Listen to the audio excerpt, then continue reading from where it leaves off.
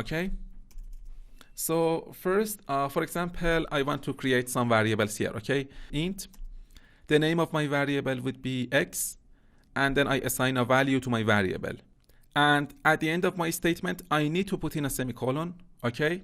So first, I want to output the value of this variable to the console to make sure that it's working. Okay. Println.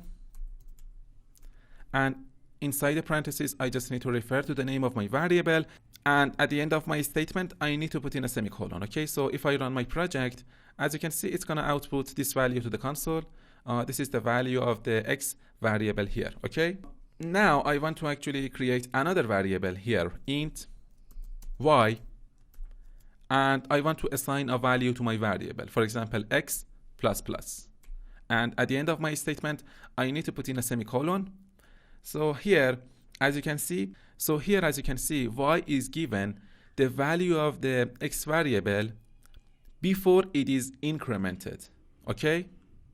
Because I used this postfix operator here, the value of this x variable is going to be assigned to the y variable, and then the value of this x variable will be incremented, okay? So if I actually output the value of this y variable to the console, system.out.println, and then inside the parentheses, I just need to refer to the name of my variable.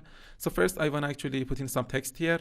This is the value of my y variable, okay? Okay?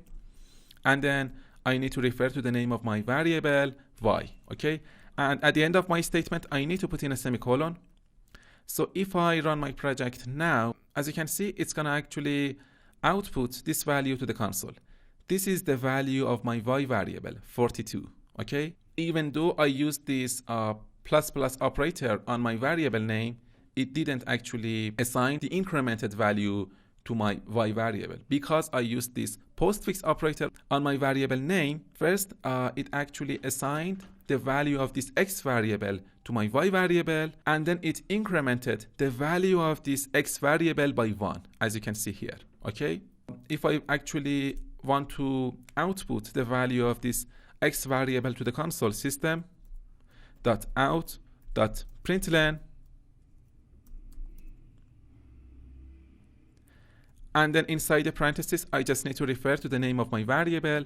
So I just put in some text here. This is the value of my x variable after incrementing its value, okay?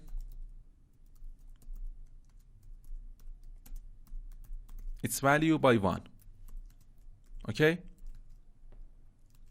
So here I use the plus operator in order to concatenate this text with my variable name. So I just put in the variable name here, and at the end of my statement I need to put in a semicolon, okay? So now if I run my project, as you can see, it's gonna output this value here to the console, okay? This is the value of my x variable after incrementing its value by 1, okay? 43. This is the value of my x variable after incrementing its value by 1 in this line of code here, okay? I use the postfix operator on my variable name here, okay? And because I used the postfix operator on my variable name, first it's gonna actually assign the value of this x variable, which is 42, to my y variable here, and then it's gonna actually increment the value of this x variable, which is 42, by 1, and the value of this x variable will be 43. So in this line of code, in line 71, I decided to output the value of this x variable to the console in order to show you that the value of the x variable is now incremented, okay? So now, if I actually use the prefix operator on my variable name here, minus x, okay? So now let's actually run our project and see what happens.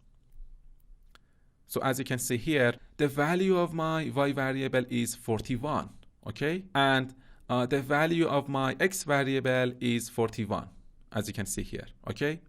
So because I used the prefix operator here, first it's gonna actually decrement the value of this x variable here, which is 42, by 1, and then it's gonna assign that value to my y variable here. So as you can see in the console, the value of my y variable is 41. Okay, so in line 71, as you can see here, the value of my x variable is 41. Okay, because of this line of code here, as you can see. Okay, so that's it for actually incrementing and decrementing in Java. Okay, so if you have any questions about these concepts that I actually taught you in this lecture, please post a discussion in the course and ask your questions, and then I'll answer all of your questions. Okay, so thank you very much for watching this tutorial, and I'll see you in the next tutorial.